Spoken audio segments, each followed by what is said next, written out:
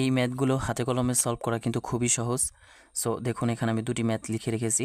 প্রথম ক নাম্বারের ম্যাথটি হচ্ছে √64%, খ নাম্বারের ম্যাথটি হচ্ছে √144%। সো এই ম্যাথগুলো করার আগে আপনাদের একটা জিনিস দেখাই, সেটা হচ্ছে কোনো সংখ্যার পরে যদি পার্সেন্ট থাকে তাহলে এই সংখ্যাটাকে অবশ্যই 100 দিয়ে ভাগ দিতে হবে পার্সেন্টকে রিমুভ করার জন্য, ঠিক আছে? সো দেখুন এই যে কিন্তু 2% আমি লিখেছি, আর এই পার্সেন্টকে রিমুভ করার জন্য কিন্তু আমি এই 2কে 100 দিয়ে ভাগ করেছি। সো আমাদের কিন্তু পার্সেন্টটা এখন নাই, এখানে রিমুভ হয়ে গেছে, ঠিক আছে? সো দেখুন এই যে ক নাম্বারের যে ম্যাথটা, এই ম্যাথটাকে আমরা কি করব, দেখুন ক নাম্বারটা এখানে লিখে নিই। এখানে রয়েছে 64%, √64%। সো প্রথমেই আমাদের কাজ হবে এই পার্সেন্টকে রিমুভ করার জন্য। আর পার্সেন্টকে যদি আমরা রিমুভ করতে চাই তাহলে অবশ্যই আমাদেরকে এই 64কে কী করতে হবে বলুন তো, 100 দিয়ে ভাগ দিতে হবে। সো আমরা 64কে 100 দিয়ে ভাগ দিব, তাহলে আমরা কিন্তু পার্সেন্টটাকে রিমুভ করে ফেলতে পারলাম।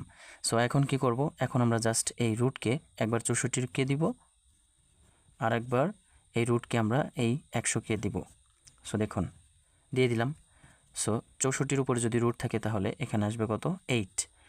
আর 100-র উপরে যদি রুট থাকে তাহলে এখানে আসবে কত বলুন তো, এখানে আসবে 10। তাহলে আমাদের কাঙ্ক্ষিত আনসার হয় কত, যদি আমরা 8কে 10 দিয়ে ভাগ করি তাহলে আমাদের এখানে আনসার আসবে 0. কত বলুন তো, 8 বা 0.8। এটি হচ্ছে আমাদের ক নাম্বারের উত্তর এটা। আর খ নাম্বারটা দেখুন, খ নাম্বারটাও সেম। খ নাম্বারে রয়েছে 144%।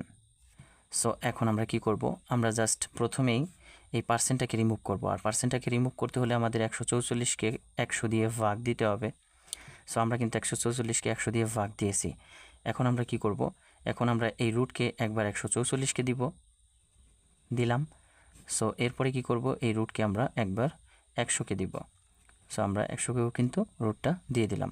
সো এখন কি করব, এখন জাস্ট আমরা দেখব এই 144-এর উপরে যদি রুট থাকে তাহলে আসে কত, 12 ডিভাইডেড বাই, আর এইখানে 100-র উপরে যেহেতু রুট আছে সো আমরা এখানে কিন্তু পাই কত, 10।